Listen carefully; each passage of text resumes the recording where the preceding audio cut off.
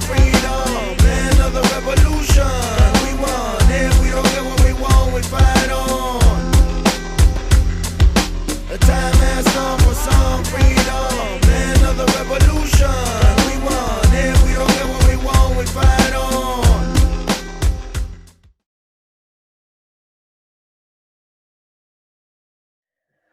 So I got an interesting call this morning from Elizabeth Harding Weinstein, who saw the interview that I did with my friend Monica about what happened with her husband. And Elizabeth called me right away and had a very interesting short story to share. And so we thought it was important to get on here and record so that we could share it with everybody else, because it's not just her going through this. So many people are dealing with this exact type of thing. And it is unfortunate that this isn't rare at all. Anyways, welcome, Elizabeth. Thank you. Thank you so much for having me on. Yeah, this is horrific. And I just want to say today is February 26th, 2022. Mm-hmm. And I say that because I want people to know the date and time of these videos. That's because right. My husband's always trying to sell this story that I'm somehow crazy or psychotic. And these videos are a testament to the fact that I'm not. It won't back down from the truth of this story and from the truth of what's happening to our country right now. Mm-hmm. And what's happening is that we're in a war, and our children are being trafficked to people who support pedophilia, both as a weapon against its own people and as a currency of the elite. And, it's this incredible weapon against humanity. It's pedophilia in and of itself. And we need to understand the patterns of it, recognize when we see it and understand that it's not the stranger danger type of mentality. It is happening in plain view. Right. I'm not saying that the human trafficking isn't happening behind the scenes and all that, but it's happening in plain view right now across our country by our judges and around the world, frankly. Absolutely. And so we need to really look at who our judges really are in our world, mm-hmm. understand that they are nothing other than traffickers, they're extortionists, and they coerce people. Those are the three roles that judges play. And they're really completely desecrating our humanity. Mm-hmm. And if we don't start getting these stories out and we don't start telling people, then people walk around with blindfolds on, and we all think that our justice system is what we see on Hollywood. We're losing our chance to speak out about it every single day. Yes. Yep, exactly. Getting worse. So that's all I'm doing is speaking out. So my story is pretty horrific. In a nutshell, I found out my husband was a pedophile. And since that time, he kidnapped the children while he was missing and under a pedophilia investigation, hired people to have me kidnapped and placed into a psychiatric facility, which didn't happen at the time because I found out. Then when that didn't work, he used the police to falsely arrest me. And I have videos of all of this stuff, which is what we've been spending our day doing, going through the videos, so you can show them to your viewers. Yeah. And I say this all the time. I don't want anybody to believe a single word I'm saying. Mm-hmm. I want people to examine the evidence. I am dying. I am craving for people to look at the evidence for themselves, because I just want to be clear that the amount of evidence that you've emailed me so far today would choke a mule. So it's taken me all day to get just a fraction of the way through it. So, if people are feeling moved by this, reach out because she's ready to share this information. Yep. Go ahead. Yep. But the storyline here, the summary of the story is that, our judges are trafficking people. They're trafficking children to pedophiles, and they're trafficking competent people into guardianships. And that whole Britney Spears conservatorship thing was, we're almost in a dominoes race. Like, yes, it's waking people up to conservatorships, but it's also desensitizing people to conservatorships, so that people, when it happens to them, they think, oh gosh, I sure hope they let me pick my lawyer. Instead of, what the hell is going on here? Why aren't these people in jail? Why are our employees Why are our employees trafficking us? Like, this is unacceptable, right? And we've, up is down right now. They've gotten us gaslit into looking underground for these human trafficking, exploitations, when it's actually our own employees in plain view, straight up. So just to summarize, I found out my husband was a pedophile. He went missing for weeks, tried to have me kidnapped and falsely committed to a mental institution using the services of this place called O'Connor Professional Group, where they are a for-hire company that will falsify medical documents, and they'll get your loved ones put away in an institution. And there's this woman there, Diana Clark, who's very disgusting, and this is her business. When that failed, because I found all the information and he put the charge on my credit card, so I got notification on my Amex of this $5,000 charge. I then look into it. I see his iPad. I see everything that he's doing. And then I wrote them all cease and desist. He then went to the courts, got a bogus order of protection. And this is what the judges are doing, guys. There's no due process. They take an order of protection on somebody else's say-so. My husband's request for an order of protection was that I wrote him too many emails that caused him to be nervous, anxious, distracted, and fearful. And one night when I went to, I couldn't find him. He was missing for weeks, and I went to make sure that he didn't kill himself. He said that I was stalking him. Okay, that's it. Neither of those things qualify as Article 8 evidence in order to get an order of protection. It doesn't matter, because there's never even been a trial. There's never been a hearing. He just went in and said, I want her out of the house. And she wrote me a lot of emails. And the judge says, okay. Right. And they, I listened to yep. you read the And transcript of that hearing. It was blowing me away. For some reason, I can't hear you right now. Okay. Okay. There. You got me? Yes, ma'am. I got you. You can hear me okay? Yes. All right. I got you. Where we left off. So Okay. you were not heard in that court hearing. I don't remember where we were at. You were talking about the O'Connor group or something. Yes. So he, and I don't know if you want to pull up those documents just so that people can see them. I sent you the contract. So he hired contracts with sending me text messages like, Lizzie, I would never do that to you. I was like, dude, are you trying to get me put away into a psych facility because I know you're a pedophile? And he's like, Lizzie, I would never do that to you. Yeah, this is it. You got to scroll. You'll see the page number. And he's like, you're not a threat to yourself or others, and it would be against the law. Now, you should have this from, if you go back, just scroll back while you're there. Mm-hmm. Oh, no, it's okay. You went too far past it. It's okay. Never mind. I was going to show you where the Second Circuit Court of Appeals deleted all the evidence of his pedophilia from the chart. Wow. So conveniently. Yeah. Mm-hmm. I was looking for an easy way to find page 82, because this is actually saying I'm on page 169, but that can't be. Yeah. Can it? It is? Okay, that's true. Yeah. That sounds right. Okay. Ooh, and it got bigger. All right. Yeah, this is where you want to be. Keep going up. So now this is okay right there. If you scroll down, those are the letters from my physicians and my domestic violence therapist saying, like, she's got no psychiatric ideations. She's totally fine. There's no trouble. There's no problem here. I've got no psychiatric concerns whatsoever. Okay. That's my, yeah. Yep, keep going down.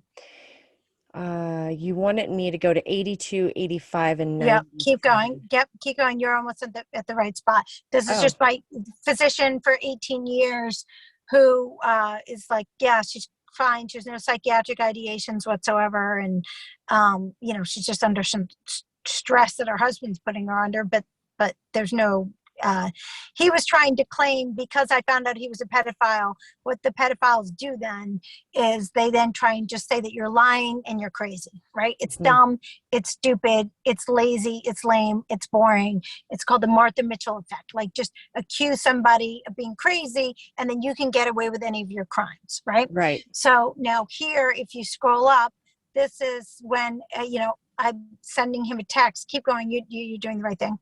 I'm Going sending back him a this text. way? And, no, Okay. no, you were going the right way. Keep scrolling down. Right there. If you can stop right there. Mm-hmm. So this is May 29th. He's sending me, I'm like, Brian, are you saying that? And he's like, I'm not trying to take you away, Lizzie. I cannot do that under the law.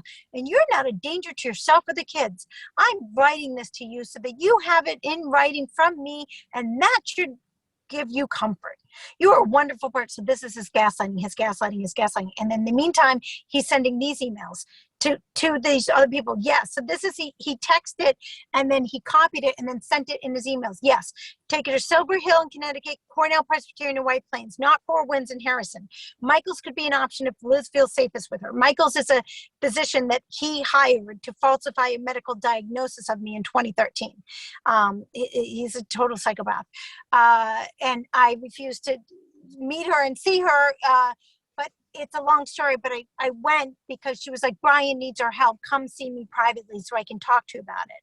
And so then I would go privately and she's like, okay, just, you have to pretend that you're sick because Brian's got such a weird thing about taking care of you that if he thinks that you're not well, he can't even address anything with him. So just pretend that you're sick and then I'm gonna tell him that you're not, and then I can get him to come see me to help treat him. What kind and I of was like, advice what? is that? That's just It insanity. is the dumbest fucking thing, but this is what I'm talking about. Anybody that knows me now is like, Lizzie, that sounds so stupid. How could you have fallen for it? But the problem is I'm as strong as I am now because he did shit like this to me for years and would gaslight me. And I didn't want to, I never considered, I knew that he was molested as a kid. I never considered that he himself would be a molester or a pedophile. And so because of that, I couldn't figure out what the hell was going on. I couldn't figure out, well, every time I was protecting my children from a pedophile while my husband freaked out and tried to claim that I had bipolar or something. I was like, I'm not bipolar. Like, what the hell is wrong with you? This person was, sending our children texts asking them for dates. Like, what is wrong with you, Brian? I'm not bipolar. But now I know it's because he was a pedophile and he sees me standing up to other pedophiles. So he's trying to get a false diagnosis of me to give him a cover for his pedophilia.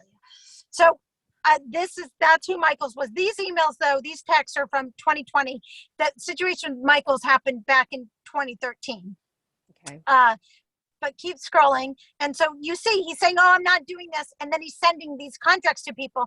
Now, if you scroll up, this is where he signs the contract with O'Connor Professional Group. Then he sends them a list of places to take me using my name. And actually scroll down more to back to where you were in the beginning. The other way, sorry. Right there.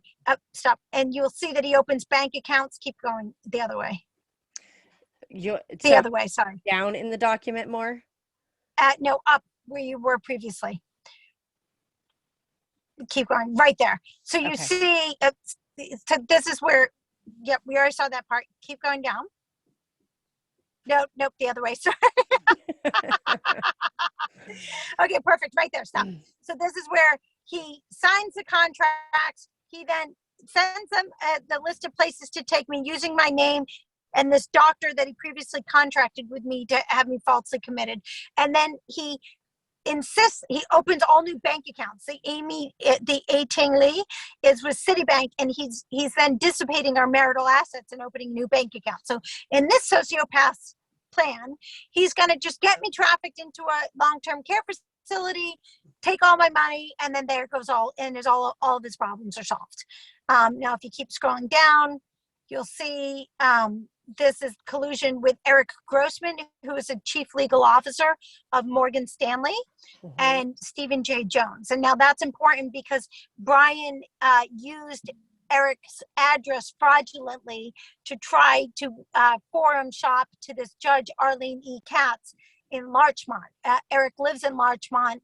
Arlene E. Katz is a judge in Larchmont, but we didn't live there. So if you keep scrolling, you'll see, we'll get to these bogus orders of protection, and you'll see that he lied and put Eric's address as his own address in order to perpetrate this fraud on the court and fraud by the court. Tell This me is where you where want me he to paid. stop. Yep, this is where he paid for the services on my credit card. You see, it says Brian Weinstein. This is my card, but whenever it was his charges, it has his name on it. This is on the Amex.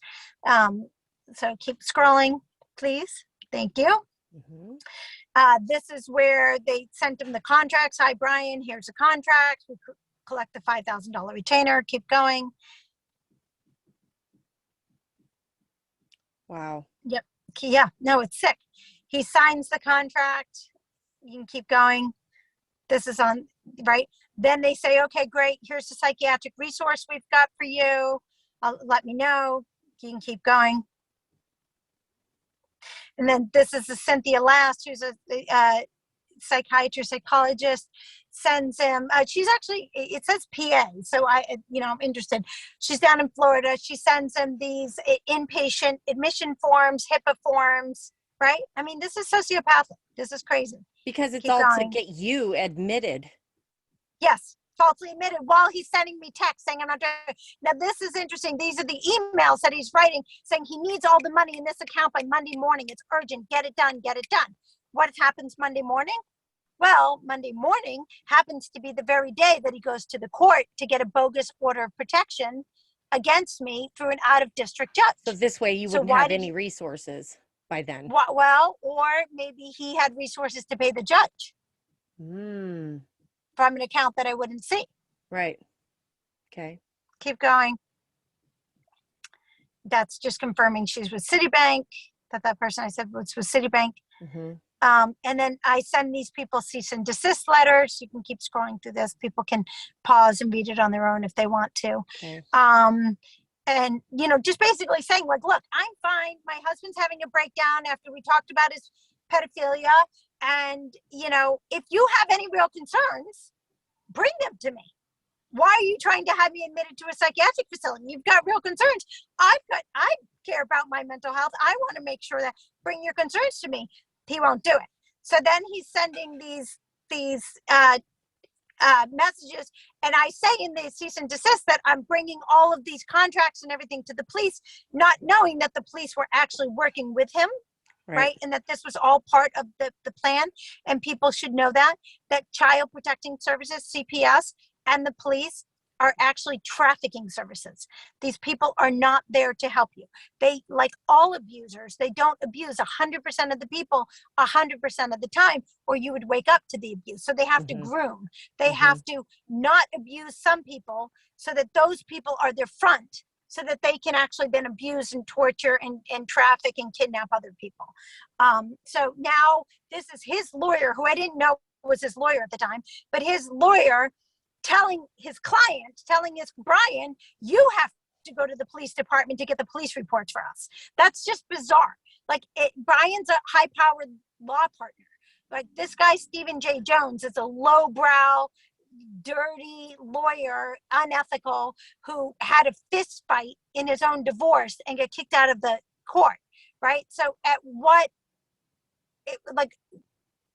would he have his client be getting the police records himself? It doesn't make any sense.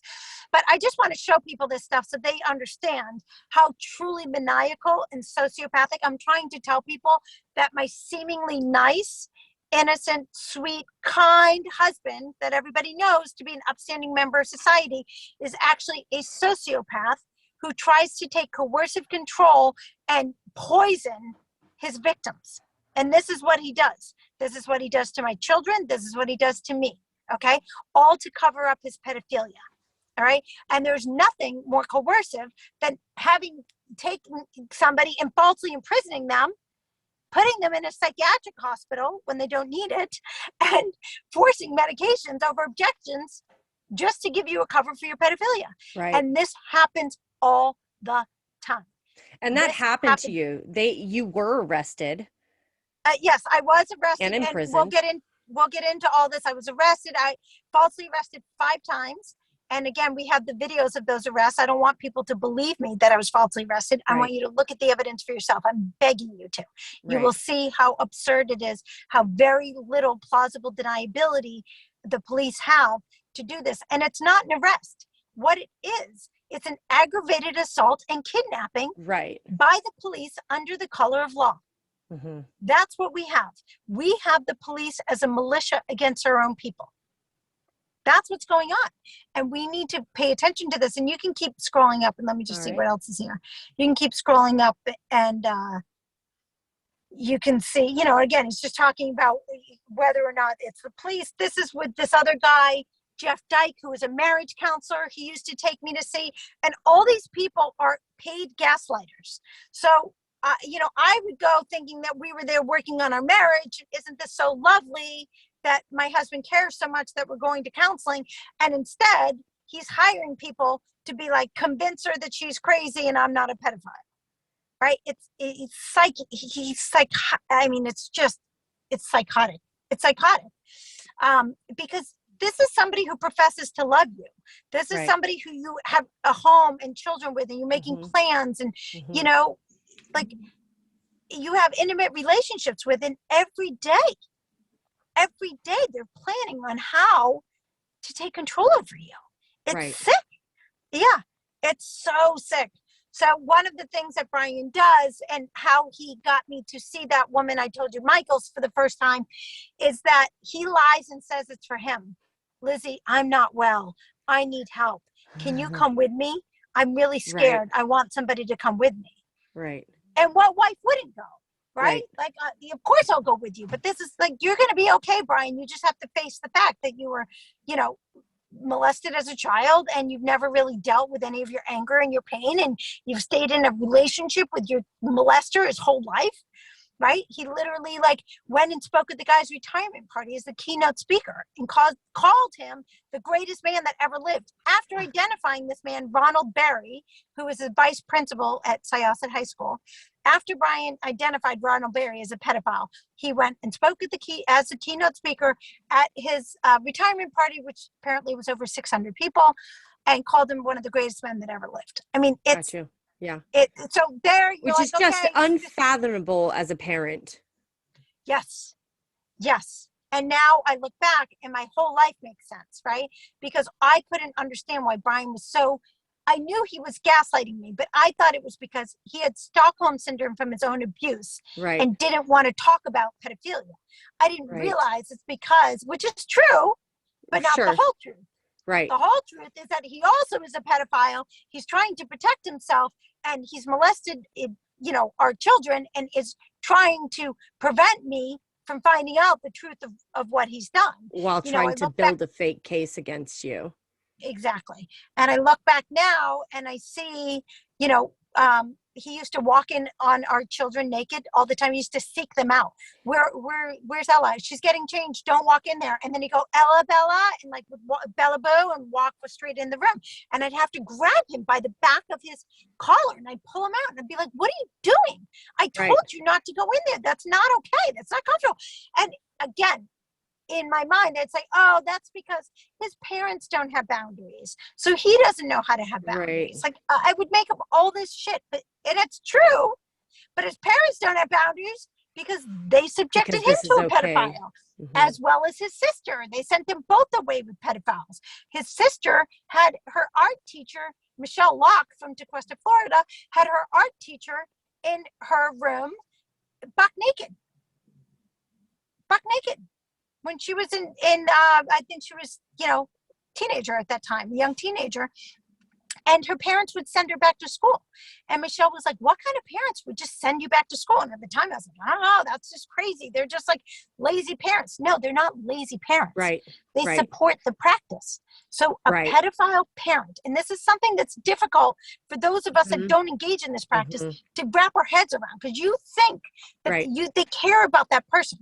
They care about the person the way they would care about a goldfish. They might clean the tank. They would feed it. They would show it off. They might put it in a prominent position. But in the end, they have to flush it down the toilet. Okay. Right?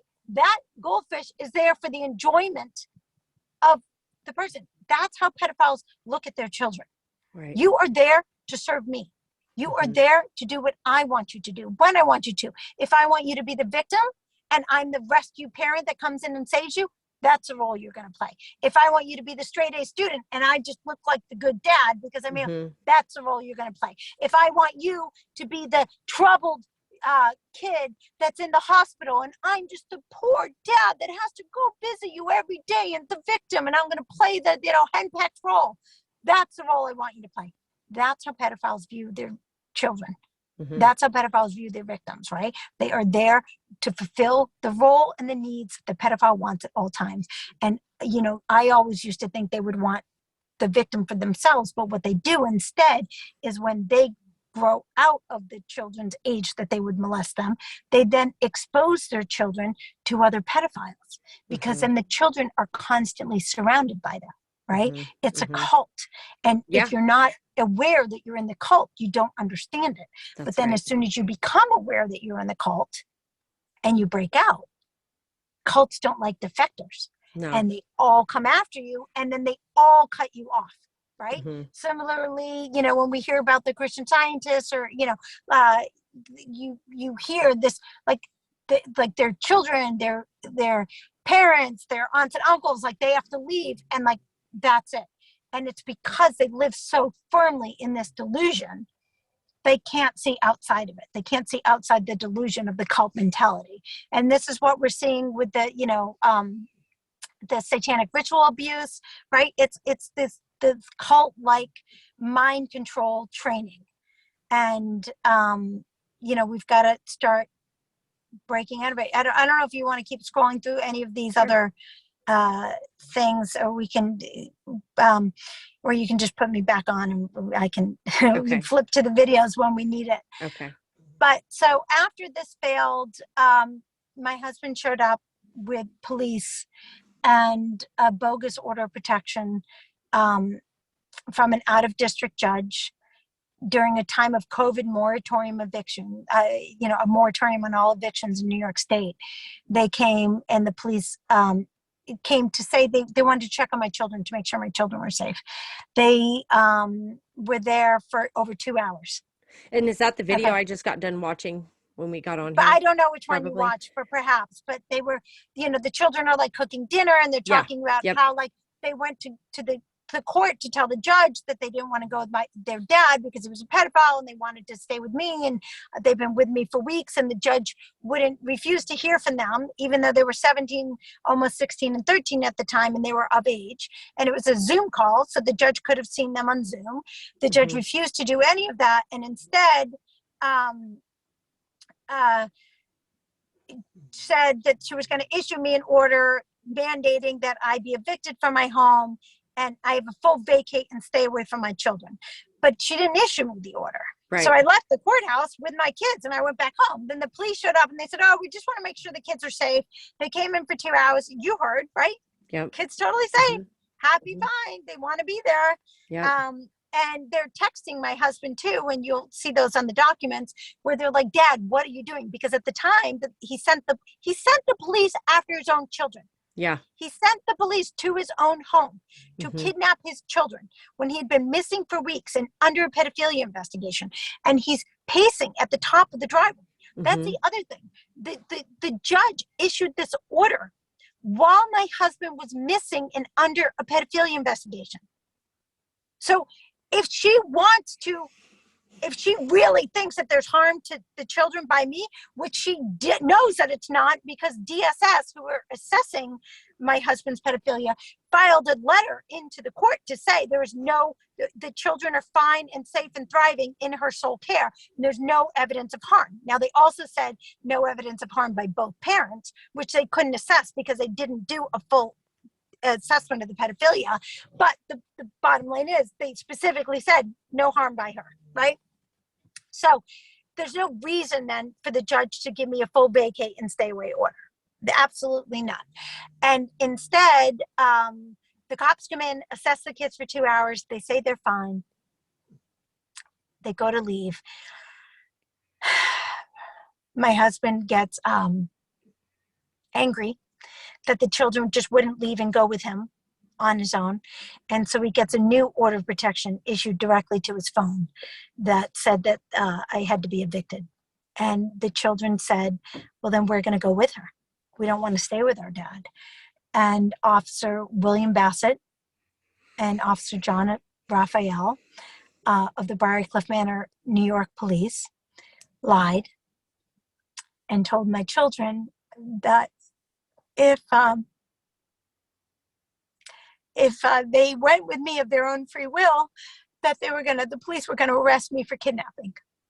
And now I didn't know the law and I didn't know my rights, which is why I want this story to get out there, because I want people to understand. Even the rights you did know that were yours were being trampled, so it kind of didn't freaking matter already. Well, I don't know if I stood up to them and said, that's bullshit.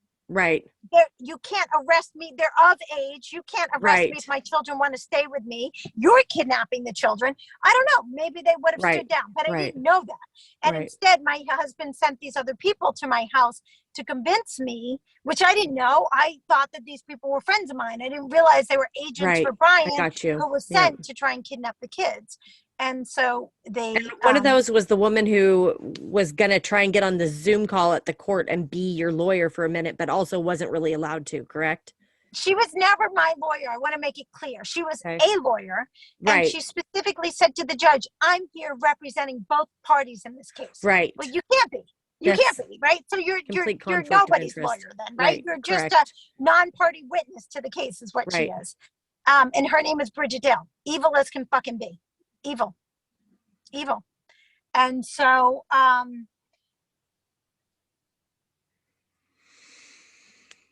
they evicted me, and that night they kidnapped my kids. I'm sorry, but I'll never forget the way my kids cried. And my youngest went upstairs and he has this like stuffed animal from the time that he was really young. It's this big alligator. And at 13, he starts holding his alligator and just starts rocking back and forth. No, mommy, please, no. And still in your head, you're like, well, he's not really going to abuse him now. Like you make all these fucking excuses. And I just thought, like, if I go to jail, I'm no good to them in jail. And I'm going to get this all worked out on Monday. And that was the last time I've been able to see my kids since. And the horrific part about my story is that it's not unique. Is that they are using these bogus, the police and these child trafficker judges are using these bogus orders of protection to kidnap children all over our country. Yeah. And with nothing other than the say-so of the pedophile. Right. And I have mothers who have positive, and it's not just happening to mothers, it happens to fathers too. Sure. But whoever is the abusive parent uses the court in these orders of protection to have the children trafficked to them. And it's just horrific. It's absolutely horrific. And there's no due process. And, you're just thinking, like, imagine your poor child, like, how scary that world is to grow up thinking, like, at least I grew up in a world where I felt like the cops were safe, right?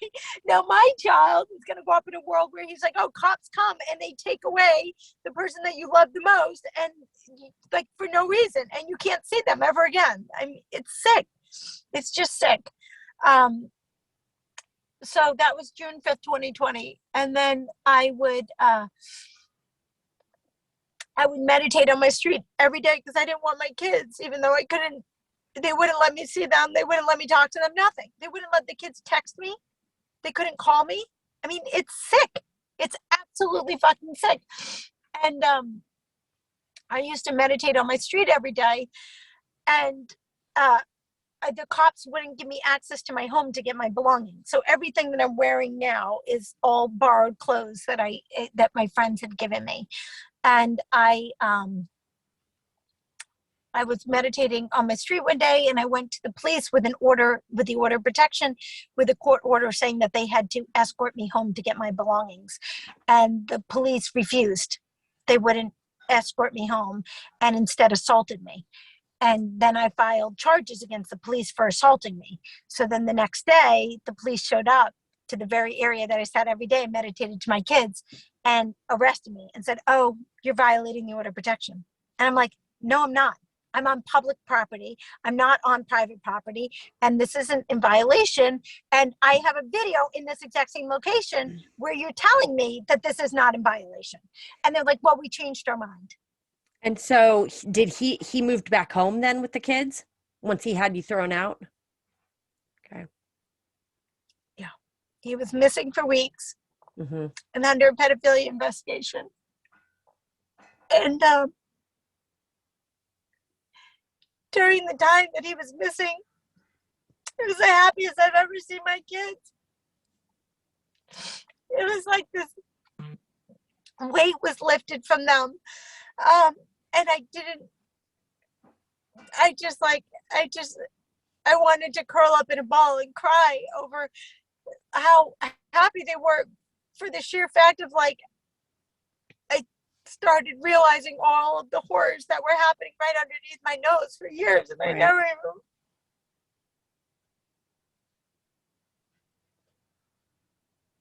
Sorry. It's all right. Sorry. And so, I mean, you just never forgive yourself for not protecting your kids.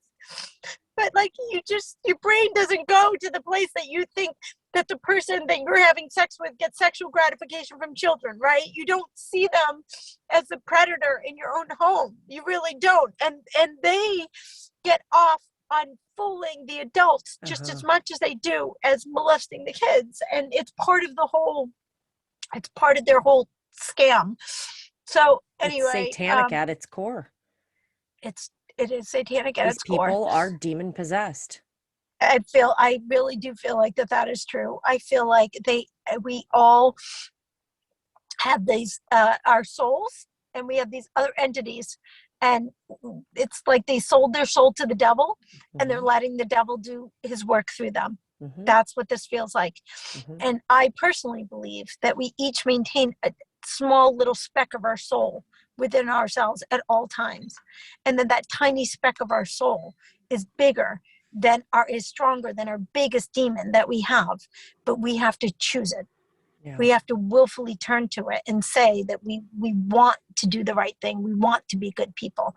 And until we actually turn to our soul, we're doomed to damnation, you know? To me, and God. So, yeah. And so,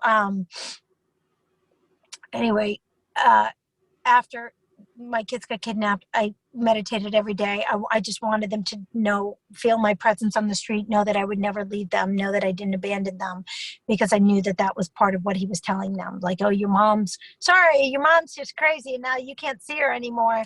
And if you do see her, I'm going to have her put in jail for the rest of her life. If you do see her, if you do reach out and talk to her, I'm going to kill her.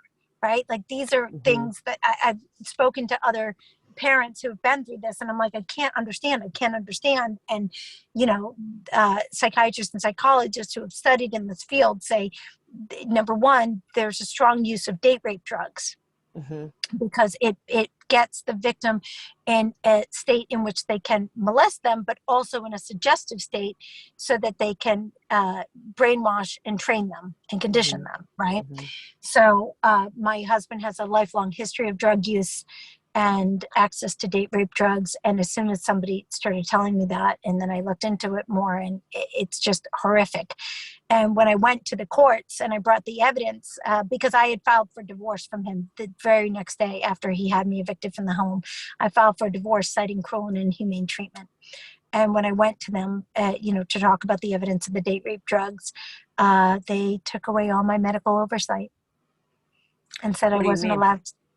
They wrote an order that said I was no longer allowed to speak to any of my children's physicians, and that if I did, I would be arrested, and that I couldn't speak to any of my children's schools, and if I did, I would be arrested.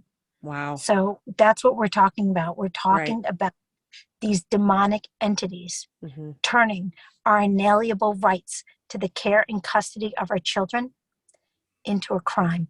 Right. And if you protect your children, they're going to arrest you. Right. They're going to imprison you. You're going to be the one. And it's just not my story. It's just, I wish my story was unique, but I started posting about my story, and it went out all over the world. And I was getting calls from Europe, from Sweden, from Canada, from California, from New York, from everywhere, about people telling me the stories of it happening to them. And like I said, you know, babies with anal prolapse, positive rape kits, you know, bruising, like vaginal bleeding. Doesn't matter. Right. Doesn't matter. In every case, the kid would get trafficked, the victim would get trafficked to the pedophile, and the protective parent would, and the court would be used to protect the pedophile, and the protective parent would get these orders of protection issued against them. And so I very quickly understood that the courts were not what I had learned from Hollywood, and that all of my education about the courts had come from pretty much Hollywood and from our high school textbooks, which told us that if you just go to court, you just like tell the judge the truth and they slam down the gavel and justice is served. Yeah. It's not like that. It's not that at all. They are, nope, the courts are just, they are human traffickers, they are extortionists, and they coerce people, and that's what the judges do, and they get paid to do it by our own taxes. We pay these people to abuse us. Yeah. We pay these people to enslave us. And until we start seeing these judges for the horrific lifetime criminals that they are, then we don't have a chance of escape. Because right now, we're constantly going back to our abuser and asking them for relief. Like, oh, you've got, you know, somebody abuses you, take them to court. Oh, you've got, you know, somebody kidnaps your kid, take them to court. Like, well, that's who's committing the crime. Go to the head abuser and ask for. Yeah, exactly. Stockholm Syndrome 101. Love your abuser. So, so anyways, they started falsely arresting me, you know, and saying they would just make up arbitrary and capricious things and say, oh, we decided this is against the order of protection now, so you've got to come with us. And they would pull me in and not give me a trial. I never had a trial. I've never been convicted of a crime. I've never even been charged with a crime. The things that they charged me with, sitting on my street quietly in a car, that's not a crime. Posting a picture of my children, also not a crime, right? Like saying somebody stay away from me, pedophile, when he stalked me and ran towards me one day, not a crime. But they're turning our First Amendment rights, our rights to be a parent, into crimes just by these despotic judicial orders, which aren't even worth the paper that they're written on. Right. But they are enforced by this militia against its own people, by men with guns, by our police, right? So it's the judge it's the pedophile that writes that asks for it, yes, but it's the judge that commits the crime. And then it's the police who enforce and aid and abet the commitment of the crime, right? Because they punish you if you try and protect yourself or your children. Right. So then in January, I went to the court to file a letter to the court to say that they were denying me discovery and that the whole thing should be thrown out on a 30-30 motion, and that I had filed an order of, a FOIA request, and they weren't honoring my FOIA request. And instead of taking my papers, they arrested me for not wearing a mask in a public building. Wow. Yeah. Now, do you have that video? Because I think that's worth playing for people. I don't think I have it very easily accessible. Maybe you can walk me through. Was it in the second email you sent? Yes, it'll say January 4th, false arrest for no mask in a public building. There's one that says before January 4th. It's when the court clerk calls down to the police to say, "Oh, who let her in the building? We don't want her in the building." Yeah, I heard him say that. All right. Yeah. I'm going to share my screen here. Now it's our turn. Oh, good. Oh, boy.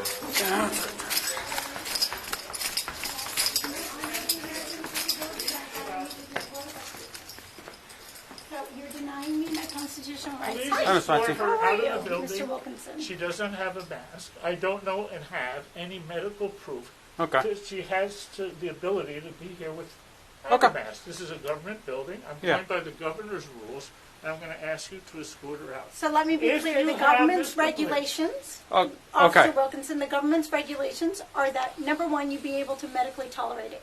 Number two, you be able to maintain 6 feet of distance. Number three, Yes. you're Okay. You both don't need to read wearing me the masks, orders. I'm and well aware of the there's a orders. partition here. You don't I need- am obeying all of those things, sir. This is- and I'm coming to file Okay, court this is documents. simple. I'm still speaking. No. You're interrupting. No. I'm coming to file This court is documents. okay. Which This I is have how a this is going to go. constitutional right I can to hear do you it. all the way downstairs. I can hear you outside the building. Okay. At this time, it's disorderly conduct. You're yelling. Yes, because you are trying to speak over me. Okay. I'm not tolerating this. I'm not dealing with this. Okay. It's time for you to leave, or I will arrest you for disorderly conduct. Okay. I understand the orders. I understand the mask. I'm not disputing that. You have to leave. Okay? Are you going to disobey a lawful? Are you going to disobey a lawful order? There's nothing there's nothing. That Are you going to disobey a lawful order? You have 3 seconds. Your intent to. Do I have to count down like a mother to a child? No, but I'm going to leave. 3, and I'm going to put this all 2, on video. 1. You're absolutely. Are you insane. going? Thank you for the evidence. You going? This is Okay. Awesome. There we go. Awesome. No. They have to have the. I'm handing in my forms. Okay. I'm handing in my forms. No. Excuse me. You're going to hand the forms or no? Do not touch me. You are pushing me. Sir, please, You are I'm pushing not. me. You are Okay, blocking that's it. out. That's it. You're under arrest. For what? You're under arrest. I am not. What are you Stop doing? resisting. Stop I'm not resisting. resisting. What are you doing? Stop What are you resisting. Stop me resisting. for? Give me You my were asked to phone. leave. I am leaving. Give me my phone. Miss Weinstein. Stop resisting. You guys are out of control. What are you arresting me for? I am leaving. Disorderly conduct. No, sir. No, sir. Come on. No, stop pulling me. You're under arrest. You're walking. I do have my body cam on. You've been asked to stop resisting. Come on. Time to go. We're walking. Grab my forms and the papers on the floor. You have my legal documents on the floor. You guys are out of control. I was leaving and you blocked my entrance. Hand in my documents. Disorderly conduct. You guys are ridiculous. Do you have anything else on you? We'll go get your documents. And my phone. Okay. You guys are disgusting. What is wrong with you? You What don't is listen. wrong with you? Sir, you don't You don't have get that close to me. don't Sit down. Push me like that. Sit down. Sit Let go of down. me. This is harassment and this is brutality the way you're handling it. You are out of control. Do you feel like a big man now with your No. costume on and your mask? I am I'm glad a you think mother it's a who's Sit I'm down. trying to fix my purse, which I'm sitting on. I will sir. take that off. Excuse me. Don't yell at me. You were the one who was yelling. I'm not bringing you to the level you guys. I gave you the chance. I counted down like a mother to a child. A child can figure out a countdown, but you can't. Baby, I was leaving. Do you see how upset you are, officer? Do you see how you're the one yelling?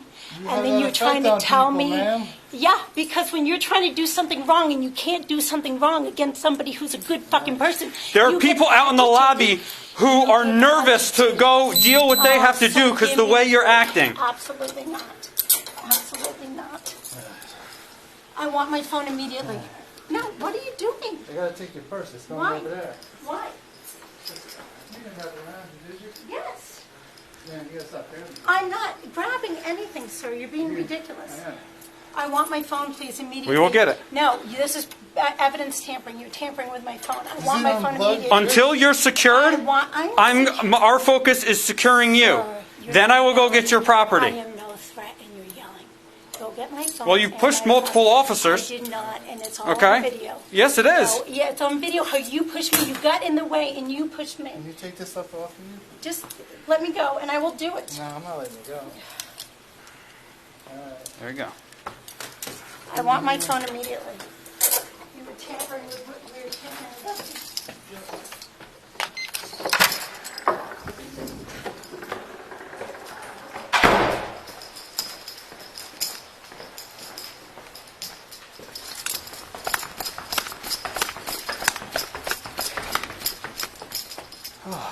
Did they already grab her stuff? Or? I'm not sure, actually. I think so. Did someone else come and grab her stuff? Dom grabbed it? Okay, thank you.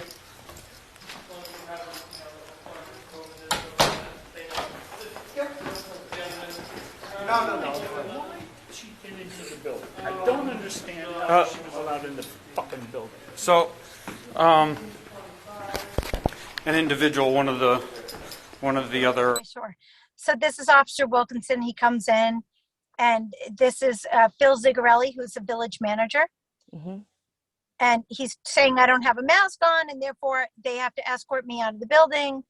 And again, you guys really should just watch this yourself because it speaks for itself. I then say, like, I'm following all, first of all, they're not laws. It's a recommendation. It's a mandate. And what it says is I have to stay 6 feet away from you. I have to be able to medically tolerate a mask or stand behind the partition. So he walked around the partition to come to me to say, oh, you don't have a mask on and now you're too close to me, so I can't take your papers. And I'm like, just take them through the slot and go back behind the partition, right? And take them through the slot in the door. It's just to show these masks are not there for health. These masks are there to control us. It's just all about the control. So now this is the officer saying he's going to arrest me because I'm being disorderly. Mm-hmm. And I'm like, I'm not disorderly in any way. And he's like, if you don't leave, I'm going to, I'm going to count to 3. And if you don't leave, I'm going to arrest you. And do I have to count down like a mother to a child? And I was like, you're out of control. I was like, you guys are out of control. And then I was like, I'm going to post this video. And I say, thank you for the evidence.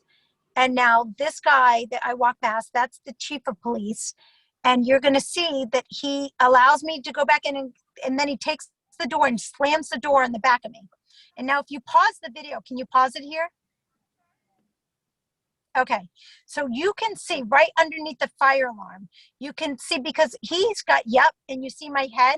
So one hand is holding the papers, the other hand is holding the phone, right? And I am nowhere near the cop who is, if you go to the edge of the door, you see that black thing that says police on the far right there? Yeah, right there. That's where the cop is. So what he did is he turned his body camera away from me so that he thought he wouldn't get the evidence. And he's saying, oh, she's pushing me. She's pushing. So he's yelling that I'm pushing him as I'm standing perfectly still. And you can see there's recording.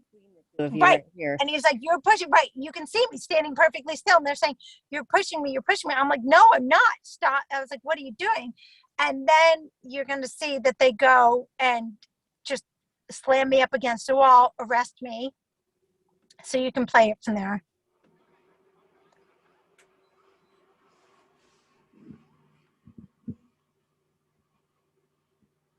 Yeah.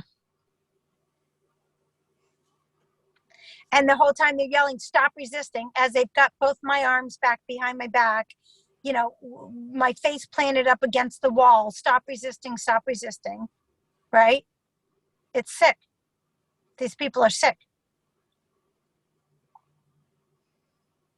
And then they call for backup. Now this is Sergeant Nat comes and they're twisting my arm and they're pulling me down the stairs. And I'm asking for them to stop pulling me. And they're like, well, you're under arrest. As though like, well, we can do whatever we want to you now. You know, these are people, these are sick individuals that have been, and you see, he's got the back of my neck and you see how he's got me in that stronghold. Yeah. Like all of this is complete brutality. This is, you know, not at all, you know, this is excessive force. And then now, and again, people should watch this because I have a really good line here where I ask him, I'm like, and he pushes me, you see? And I was like, do you feel like a big man with your cop costume and your mask? And they basically, they then keep me chained to a wall for like 4 hours. It's really sick. But if you now fast forward through a little bit of this, he goes back upstairs. So you want me to show when he says, you know, what, who even let her in here? Is that? Oh, well, yeah, but before that, there's a scene where they show the court clerk and she doesn't have a mask on. Okay. And she's standing with 10 other people. Keep going. You're going in the right direction. Okay. More. Yeah. He goes back upstairs. Tell me when. Keep going. You'll see. And he walks in. Now, right there, can you zoom in on that at all? Yeah, so she doesn't have a mask on. That's Rory Zerman. That's the court clerk, Rory Zerman. And then And then she doesn't have a mask on, and she wouldn't take my papers, remember, because I wasn't wearing a mask. Right. And then now the other guy comes out, Phil Zigarelli, you can play from here. Okay. And he's going, how did she get in the fucking building? I didn't know, I didn't want her in the building. Mm-hmm. Yeah, right here. And you'll see he doesn't have a mask on. Now watch. Boom, no mask. Yeah. And he's yelling and swearing. And then the cop tampers with the evidence and turns off the video. Right. Which I don't know. Well, probably because he heard, I don't understand how she was allowed in the fucking building. I mean, it's like, well, because you knew who she was and you knew it was bad. No. It's like, a public building, girl. Yeah, no, I got you. But how the hell did he even know who you were? And why was it that you weren't even allowed in the fucking building? No, that's the whole point. He knows who I am because I've worked with that guy. I used to serve on boards with that guy 17 years ago for the Phillips Manor Improvement Association when he was the mayor of Sleepy Hollow. Phil Zigarelli is the village manager of Briarcliff. He's saying that because the town of Briarcliff, were colluding with my husband to have me kidnapped and taken away from my children. And they were trying to prevent me access to due process at all. Right. So they didn't want me and to so come in to I guess file that's exactly what I was pointing to is it seemed really obvious that he knew exactly who the hell you were. And yes, of course. That he was shitting He's his just pants trying to that you stop were me, even right. in the building. Right. Yeah, exactly. That they had a planned scheme to prevent me access to my due process. And that's the police body cam video. So Right. imagine the parts that they cut out. That's Right. the parts that they thought that they looked good in. I'm like, Right. And now what about your footage from your phone? Did they erase that? So they 'Cause you kept saying, go confiscated- get my phone. They confiscated my phone, which is an illegal search and seizure. They said that my phones were used in a commission of a crime, which they were not. And they also confiscated, I had a separate phone, which was marital property, in my purse, which was never taken out. And they searched through all my purse and took out that phone as well. I mean, these people are just dirty. Now, by the way, just to link you in with who these people really are, this is in Briarcliff Manor, New York. This is Westchester County, which is about 25 miles north of the city. Okay. Oh, there we go. Your camera went for a second. Go ahead. Sorry. I've got to see if I can charge my phone here. So it's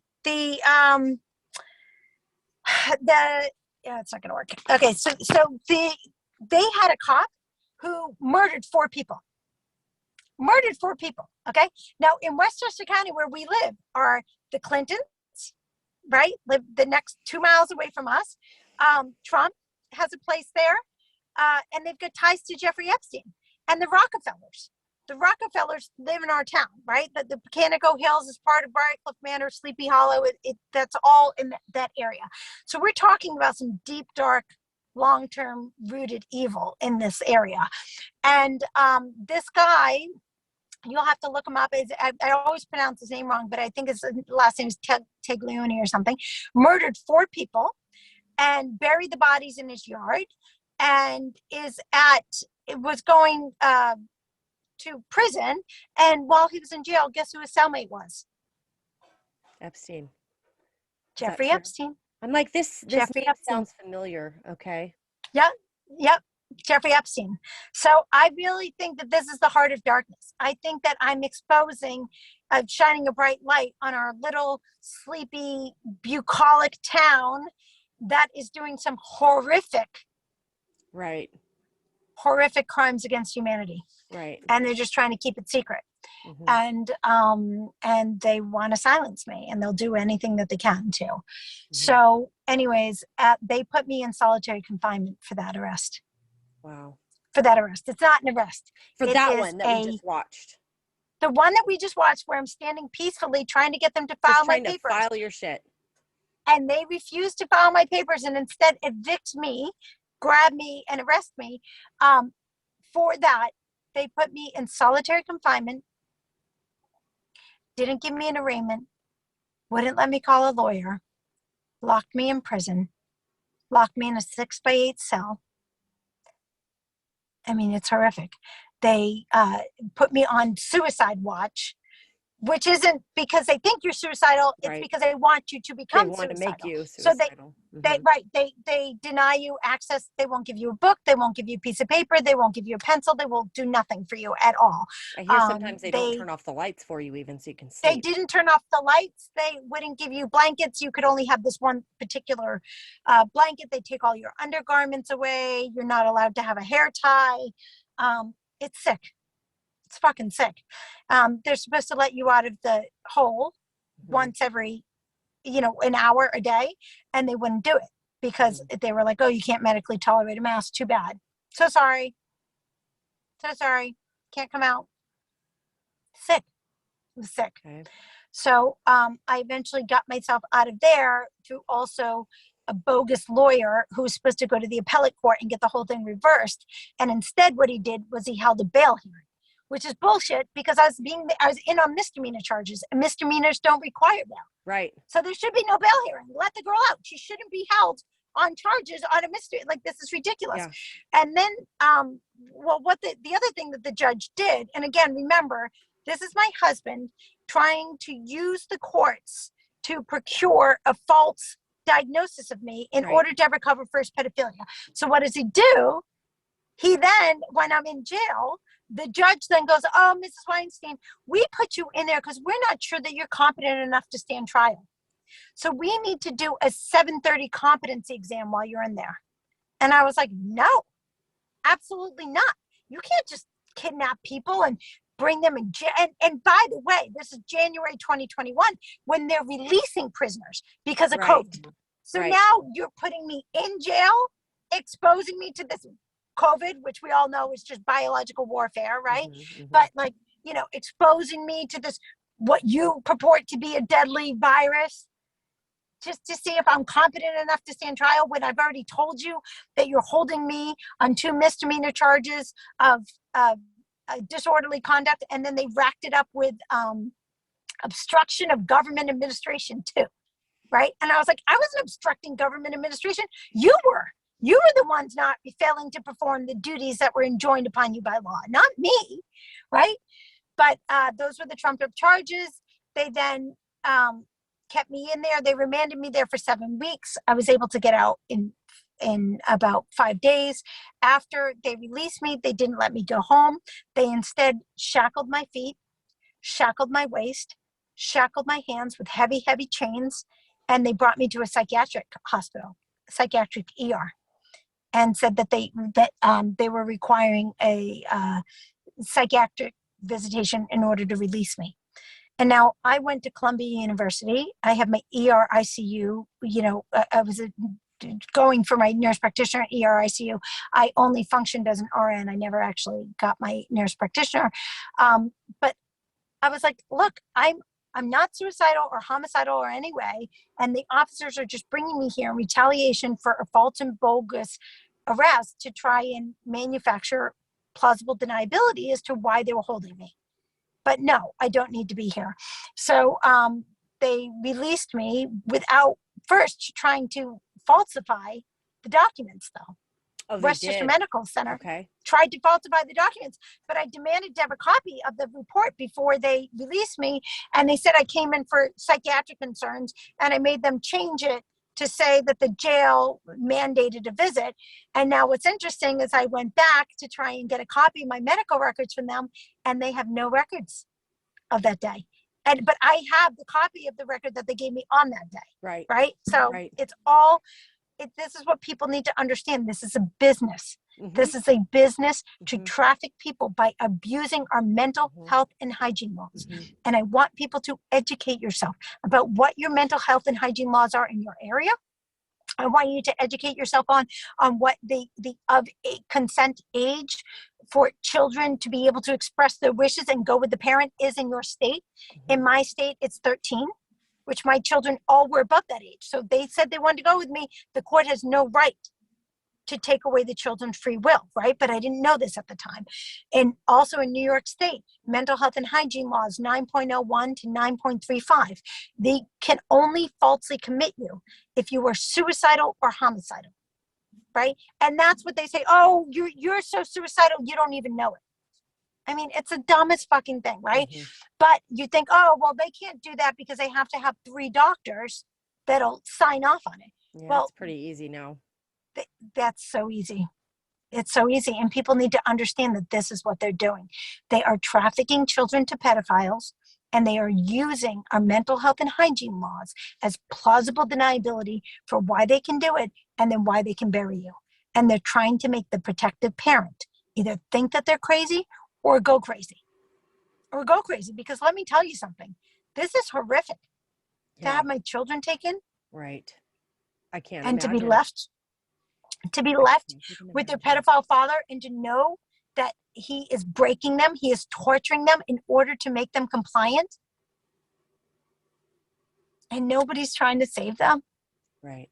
And if I try Well, and you're save them, they put me obviously in trying jail. to save them. I know, but I know. I just want you to hear that from somebody who's a mom. thank you. It's so bad. It's like the pain some days is like unbearable. And this is the man that I chose to have children with that's doing this to me, you know? I mean, it's like, it's just sick. But anyways, so my story gets worse. So I got out of there. I then filed a federal lawsuit against them in the New York Southern District, okay? And that lawsuit number is 7-21-CV called Charlie Vegas 01996 CS, okay? And that's Kathy Seibel, stands for Kathy Seibel. And this is where? I What court did you just say? New York, in the federal New York Southern Districts. I filed a 1983 case, okay, against them. Now, what's unique about this is, well, not unique, I'm sorry. What's interesting is that I was first assigned to Kenneth Karras, who is the same judge that has Officer Nick for the murders, okay? I filed a federal lawsuit against them on March 8th. On March 9th, they then kidnapped me and trafficked me back to jail with no criminal charges. And then the judge involuntarily committed me by judicial order. So the defendant judge in my federal case, Howard T. Code, writes an order that the plaintiff in his case has to get picked up by police and brought to a mental hospital. And that by his order, he's committing me. It's sick. These people are sick, but this is a level of judicial tyranny that we're dealing with. Because under normal circumstances, you would say, oh, well, that judge acted outside the color of law. That's a 1983 case, 18 section 242, done. But that's not what happens. The courts don't process the law. The courts are there to help the criminals. So instead, you file these cases and they then descend on you. They do everything they can to keep you in litigation abuse, to strip you of your homes, to strip you, to destabilize you, to take your money. It's just sick. Yeah. It's sick and sadistic. So they had me falsely admitted to that place, Four Winds in Harrison, which remember on that, which is one of the places that my husband contracted with. Okay, right. It's now called St. Vincent's, but at the time he called it Four Winds in Harrison. And I got there and I said the same thing. I said, listen, I'm of sound-minded body. I'm of no threat to myself or others. And these officers are retaliating against me for filing a federal lawsuit against them. And there were about 10 different doctors that were there at any given point, but there were 5 of them that were lined up waiting for me. There's Dr. Phoebe, there's this Dr. Weinstein, a female Weinstein. Then there was this nurse practitioner, Mohammed Taib. And Dr. Phoebe stepped up and looked at me and he goes, you listen to me right now. You either come in here and you do what I say, or I'm going to traffic you back to prison. I'm going to lock you in a hole. They're going to keep you there for 5 days. And then I'm going to send you to a state-run mental facility where nobody can ever see you again. And they're never going to be able to find you. And I said, on what charges? And they just took the handcuffs off of me, took the same thing. They had me all shackled again because when they brought me back to jail with no criminal charges, they strip searched me, bend over, spread your cheeks, the whole thing. It's like gross, which, let's be honest, if you were taking control of somebody who you thought was a psychiatric patient, you would bring them to a psychiatric facility. You wouldn't bring them to jail, and you wouldn't strip search them. These people are sick. And they did it as though they were like eating a bowl of pasta. Like it affected them none. Do you understand? And so that's why I want people to understand the level of evil at which we're dealing with. Right. We think that we live in a free and just society. We don't. We Right. live under complete communist rule. And the but amount they're of just- people that are in on it is unfathomable. It's unfathomable to people that it's everybody in a position of power. It's nurses, it's doctors, it's your teachers, it's school officials, it's the school board, it's judges, it's police officers. It doesn't mean there's no good people out there, but Correct. they're not the majority. Correct. And Well, they know that if they say anything, they're next. I don't know if they are the majority. I don't know if anybody knows who's the majority and who's the minority, right? Because people do try to say, no, there's so many more of us than them. And I'm like, well, that's toxic positivity because we don't know that for sure. And so where I get my strength from is I don't know. I am honest and I live in integrity. I don't know who's the majority, but I know this. Light and love is stronger than evil. Oh, absolutely. Light and love is stronger than evil. And I will stand up. If it's one of me against 50 of them, I will stand up and go toe to toe with them at any point. Yeah. And I will fucking win. Yeah. I will stand in the middle of the stadium with no other weapons beside my faith and my trust and belief in humanity and wanting to do the best and what's good for humanity. And I'll be like, come at me. Come at me. And if you do take me down, you're going to take me down on my feet. This is Right. a worthy hill. And Right. I will, and nobody will doubt that I died fighting for the best in humanity, fighting to expose this evil so it doesn't happen to anybody else, and fighting so that even the evildoers have a chance at redemption. Mm. Even they Mhm. have a time that they could turn to their soul, because I do believe that we were all born pure positive souls and that nobody chooses this evil path. They get coerced into it. They have an indoctrination into it. Well, and then we're as talking an about adult, we're talking as an about adult, it becomes a choice, though. That's the important thing. As an adult, they choose it. They're not victims. Not all abused children abuse children. absolutely. Right?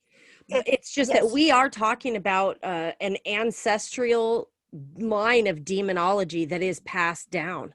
And so Yes. from the moment you're born, yeah, you are fighting against it. Well, I think, and again, this is just my own personal belief. I believe we're all born pure positive souls. And the first indoctrination, the first fight against it is dependent upon how early your abusers molest you. And we know now it happens sometimes days old. Definitely old. that as well. But this is where we probably could really get into the bloodline manipulation and the breeding programs. And, you know, anybody who has any kind of fight in them, like you're born with a handler. You're born with a handler. Yeah. So there really just is so much to all of this that people don't realize what they're really up against. It isn't just bad people who like to screw kids. I mean, it is, but we're talking about the entities behind them that drive them to do those things. And it's not just one entity per person. We're in a spiritual battle between good and evil. Correct. And I personally believe that these, again, I'm going to say it again, your smallest speck of soul is stronger than the biggest demons and however many demons that occupy you, but you have to choose your soul. You have to turn to it. You have to say, you know what? I relinquish these evil ways and I will act lawfully. I will act in the best interest of my highest good and of that of humanity. And if you do that, I believe that you have redemption and you have a shot at an honest, beautiful life. But it's, unless you do, but you have to do that in order to have a shot. You understand? And, I think that we all have been abused in some way. Like, people used to say, oh, only 6% of people like have sexual abuse in their life. No, I think it's more like 96%, if not closer to 100%. But we hide the trauma from ourselves in order to protect ourselves. That's the problem. Our body's own coping mechanisms, it helps us get through the trauma when we're younger, but it subjects us to more trauma when we're older, because we're not fully embracing what's going on, and we're walking through this landmine where we can't understand why we're drawing in these things, downplaying everything.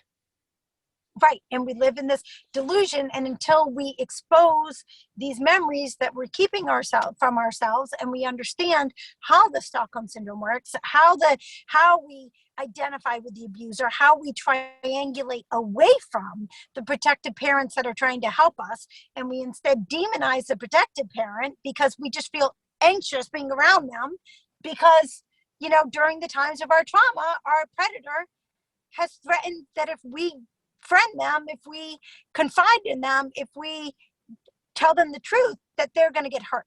So we see them, we feel anxiety, we don't know why, then we twist that anxiety, that our neurotransmitters, our neural pathways in our brain get twisted. And so we associate our protector with anxiety, and then we start shying away from them. Okay. And then we associate our predator with love, because they confuse, right? Love is where violence is, and control is where family is, and all of these messages in our brain get crossed. And the important thing we all need to know, we can rewire them. Our brain can regrow. It can grow new neural pathways, but we have to commit to them, right? And once we get that straightened out, then I feel like we're able to deal with our stress. It's the only way that I've been able to deal with my stress is by living in the truth, right? Because Absolutely. if I shied away from the truth, then it would, you're in an area where I'm getting nervous because there are two police cars sitting over there. I didn't see them there earlier. They're just sitting over there talking. But if you shy away from the truth, you then suddenly have the constant anxiety and fear, and you don't know what's bringing that all on.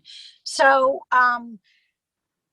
for me personally, I also feel it helps people to understand that, when people are like, oh, you think everybody likes little kids? It's not. They use pedophilia as a weapon against its own people, and as a currency of the elite, right? It's not just this sexualization. There is a sexualization, but, and I'm sorry, I'm sitting in this car. But it helps if you understand, in the chakra system, the grounding chakra, when children get sodomized, is believed to open the third eye. Right. And it opens it in a way that then it opens it in a negative way, so that the role of the demonic being, if you will, or the predator, has access to that. The children have the closest connection to source energy, to God's source energy, right? So you sodomize a child, the third eye opens, that accesses the energy of God's source energy in a way that is also rewrites their neurotransmitters and their neural pathways, okay? So it makes it so that you can cause a divide with the child, right? That you have the mental break, if you will. Right. Okay. And they talk about this a lot with MK Ultra. It is widely known that MK Ultra is a satanic technology, and what they're doing is they're splitting the psyche of a child so that they can file away demons in there. That's the entire fucking point. Yep. That's exactly what it is, and that's exactly what it feels like. And so, it's one of these. it's horrific to think about with my children. And then I remember that I too went through some abuse, not to the level that they're going through now. Like I never had my mother taken from me. And again, it's a double-edged sword because my mother was also my abuser, but you know, it was your source of comfort and your source of who you knew to rely on at that time, right? So the idea that, but we all know that it really is one of the most destabilizing and dehumanizing things that you can do. It makes children turn cold and sociopathic to be stripped from their mother in particular, you know, especially when they're close, the way my children and I were and still are. So I just remember that, you know, I got through it and I am the person that I am today, and I'm able to live strong and fight. And, you know, I'm praying that my children, I know them to be warriors and I know them to be my upgrades. And I'm praying that they too have the ability to overcome these horrific moments, and that they do whatever they need to do in order to make themselves feel safe. And that they then, it's just when this last part leaves, I'm going to have to leave because I don't want to be here with like 2 random cop cars. They've been sitting there. I think the police are just like shooting the shit, but like, I really don't want to be locked into an empty parking lot with 2 random cops sitting there anymore. It's a little wacko. But anyway, it's, this has been pretty horrific. And so I got out, I filed that federal lawsuit against them. They then kidnapped me, put me back in jail with no criminal charges, involuntarily committed me by judicial order of the defendant in my federal case. I mean, this whole thing, and the cops that kidnapped me, and again, you can put the links, you'll put the links in down below. Those were all defendants in my federal cases. So, I mean, this is just insane. And then I got out of that hospital where you should also know this. So after I was there for 2 weeks, because I just refused all services. I'm like, no, I don't need your services. And I demand a hearing to be released. And instead of holding a hearing to release me within 5 days, which they're required to by law in New York State, if they don't hold a hearing, they're supposed to immediately release you, period. Well, they didn't do either. They didn't hold a hearing and they didn't release me. Sorry about that. And instead, they held a hearing to have medications forced over objections, which is crazy. And because, you know, I'm 49 years old, I was on no medications my whole life, although Brian did procure a false prescription from that woman, Michaels, which was part of like that whole gaslighting. But I never took. So he has something that says that you had a prescription previously, even though it was right. contrived. It was by this doctor that was his doctor, that he insisted that I go see with him to help him. And then while she was there, he had her write a prescription for me. Right. And then when I went the next day or whatever it was the next week, and it was like, what the fuck are you guys doing? Like, you're just gaslighting me. This is crazy. And she's like, look, I know this sounds weird, but I think Brian's really got a problem and we have to help him. But I can't help him because he thinks you have a problem. So we're going to just create this whole fake world where you're just going to say that you're sick, but that you're taking the medication. You don't have to take it. Just keep it at home. Keep it in the drawer so that he sees it. Then that's enough. And then what I'm going to do is I want you to write me a letter that says that you know that you're sick, but that you're taking medicine and you're going to be better, and that you're completely now better because of it, but that Brian has control over you. And I was like, what? Why would I write? What psychiatrist, what psychologist would ever say you need to write a letter saying somebody else has control over you? So, but the whole thing, and I was like, that's ridiculous. And she goes, well, do you trust him? And I was like, of course I trust him. He's my husband. Like, we've been married for and she's like, is there any reason that you think he'd be trying to hurt you? And I was like, of course not. He's just got Stockholm syndrome. And she goes, well, then why won't you do this to help him, Lizzie? Sick and fucking twisted. So in the letter that I wrote, the first thing that I said is, I'm writing this letter at Dr. Michael's request. Right. So I put, because she was like, it has to be believable and it has to be all this. But I wrote at the top. Right. Dr. Michaels told me to write this letter to you. I'm writing it to her, something like that. So then I send the letter. I mean, but this was all back in 2013. I never take the medication. She never sees Brian, never helps him. And so then I'm like, oh, this is all just bullshit. Like, it was all just horseshit, right? And this is way before you ever brought up anything about him being a pedophile. Right. But So this he was preparing things exactly way before. What happened in 2013 that initiated all of this was that my children were put on a pedophile website at their school, at Hackley School in Tarrytown, New York. They were put on this website. It's called Movie Star Planet. Look it up. It's a private pedophilia phishing website that has basically you know, I'm feeling a little weird, so I'm gonna start driving. You're okay. Yeah, that's fine. Can we pause this? Yeah. And but let's just still pause talk, the recording. Okay. Yeah.